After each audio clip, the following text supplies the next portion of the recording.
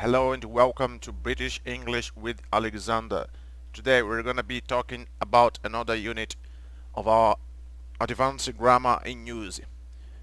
Good morning, good afternoon, good evening, wherever you are in the world. But before we get started, please, I'd like to invite you to subscribe to this channel to help it improves so we can help English learners, English students, people who are interested in improve their English, bringing it to the next level. Uh, this is a really effective way to learn English because studying through that method, you're gonna be learning new words, vocabulary. You're gonna be learning pronunciation, spelling, connected speech, fast English, confident English, all of the things in only one exercise. It has proven to be really effective. We're based on that, again, that book, my preferred book, which is about advanced grammar in use. This is a self-study reference and practice book for learners, for advanced learners of English. It's from Cambridge University, and this is by Martin Hewings. Okay, without any further ado, let's go through that lesson. We're talking about Unit 18. We're considering yet, must, and have got to.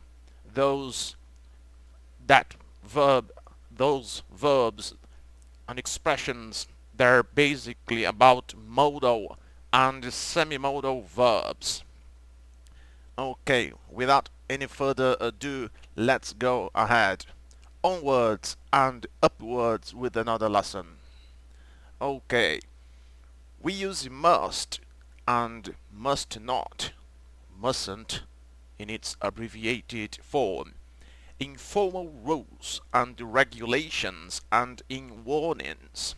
For example, bookings must be made at least 7 days before departure. Again, bookings must be made at least 7 days before departure. Another example, the government mustn't or must not be allowed to appoint judges.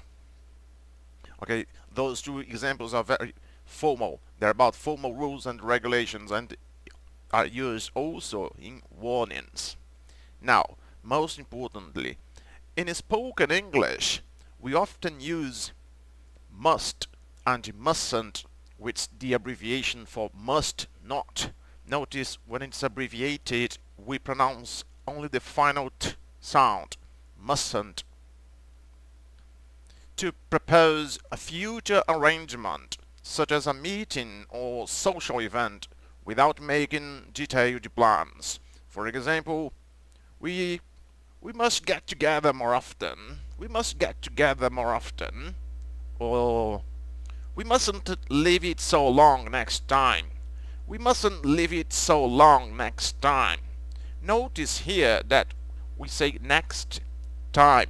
Next ends in t sound, but the next word starts with another t sound. So, next, next. The beginning of the word is enough to make it possible for our brain to understand that we're talking about the word next. Next. So it's unnecessary to pronounce the final T sound. So we only pronounce the T sound of the next word and our brain is gonna be able to understand. Next time. So not next time, but next time. Next time. The T goes to the other side of what is the next word. So like, we mustn't leave it so long next time. Okay, this is about connected speech. Let's move on.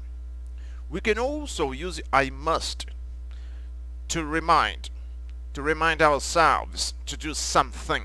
For example, I must charge my phone. I must charge it. I must plug it to the energy. I must charge my phone. I meant to do it yesterday, but I forgot. I must charge my phone. I meant to do it yesterday, but I forgot. Okay, let's move on to section B. We use those verbs to draw a conclusion about something, to draw a conclusion about something. For example, something that happened in the past. We use must plus have plus past participle. For example, that's not Clara's car. She must have borrowed it from her parents. That's not Clara's car. She must have borrowed it from her parents. We also can use that verb to draw a conclusion about something happening at or around the time of speaking. We use must plus be plus ing. For example, I can't hear a noise. No, I can't hear a noise. You must be imagining things like crazy, mental. You must be imagining things. I can't hear a noise. And also, moving on, we can use it to draw a conclusion about something that is likely to happen in the future. Like, we use must be going to or must be plus ing. For example, what are all those workmen doing? I think they must be going to dig up the road. What are all those workmen doing? I think they must be going to dig up the road. Another example, I was wrong about the meeting being today. It must be happening next Friday. I was wrong about the meeting being today. It must be happening next Friday. Okay, just reviewing that. So, to draw a conclusion about something that happened in the past, we use must have plus past participle. To draw a conclusion about something happening at or around the time of speaking, we use must be plus ing. And to draw a conclusion about something that is likely to happen in the future, by using we must be going to or must be plus ing. Okay, let's continue.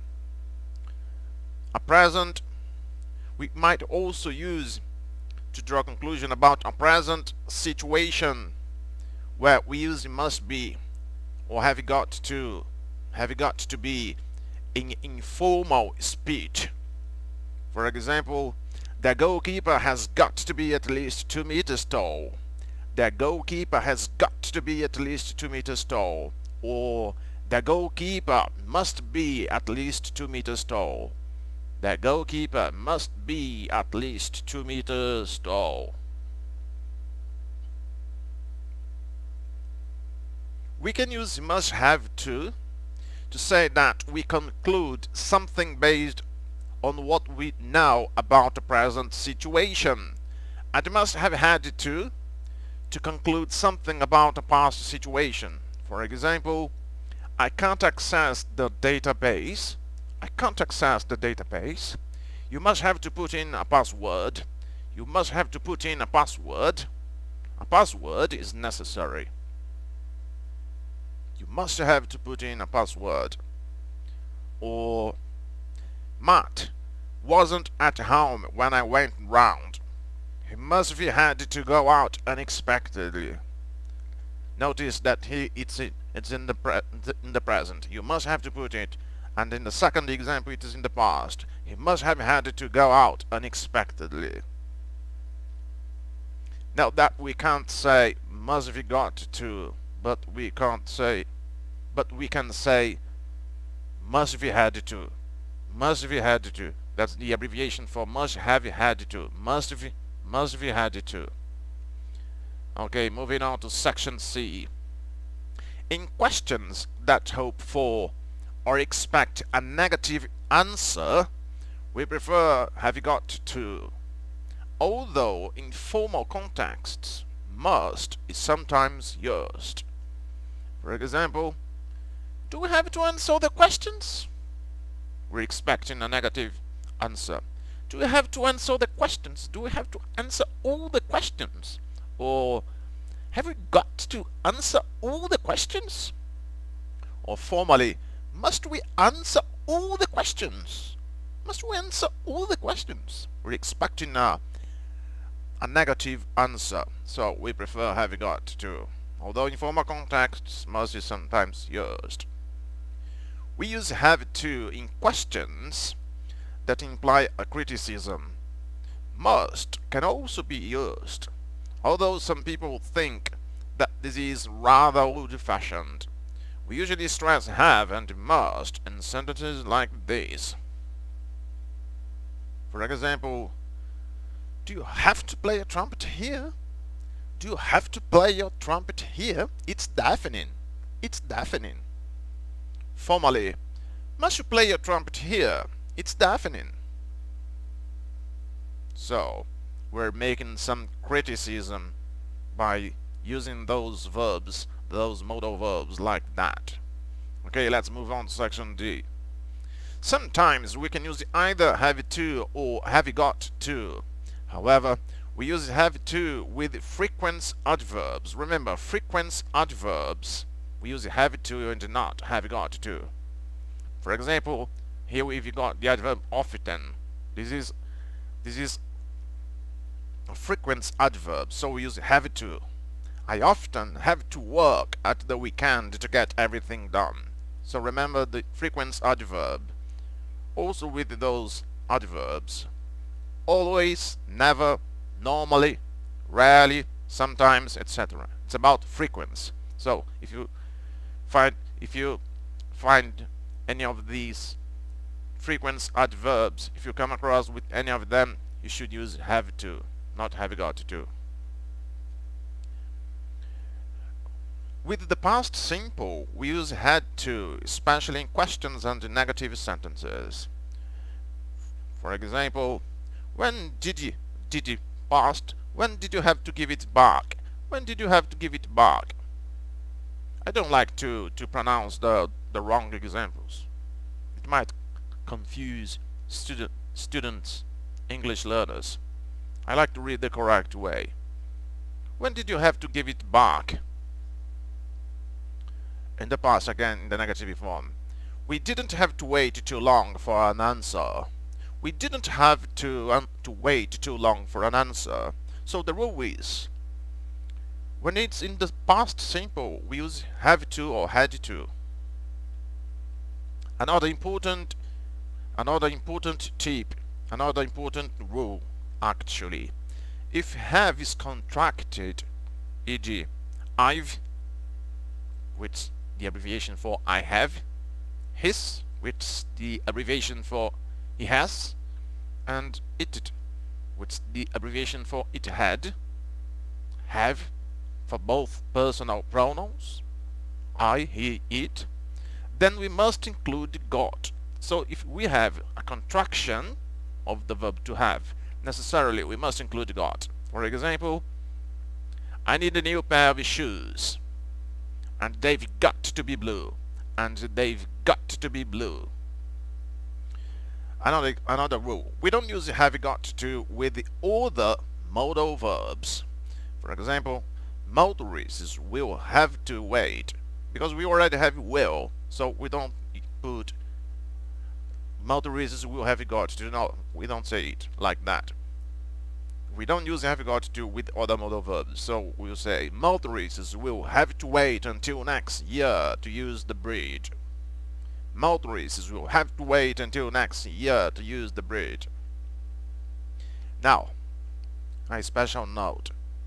Note also that have got to is often preferred in informal speech, which is really important to know, because most of the time English speakers, especially British English speakers, will be using the expression have got to. Okay, and that brings us to the end of the lesson. I hope you've enjoyed it. You might go over that lesson again if you need to. Please don't forget to subscribe, share the content with your English learners, English students all over the world too, so that we can we can improve that channel and bring some opportunity for those who need to learn, improve, who need tips on how to improve their English pronunciation, all the things that are necessary to bring your English to the next level. I hope you've enjoyed it. Have a lovely day. Cheers.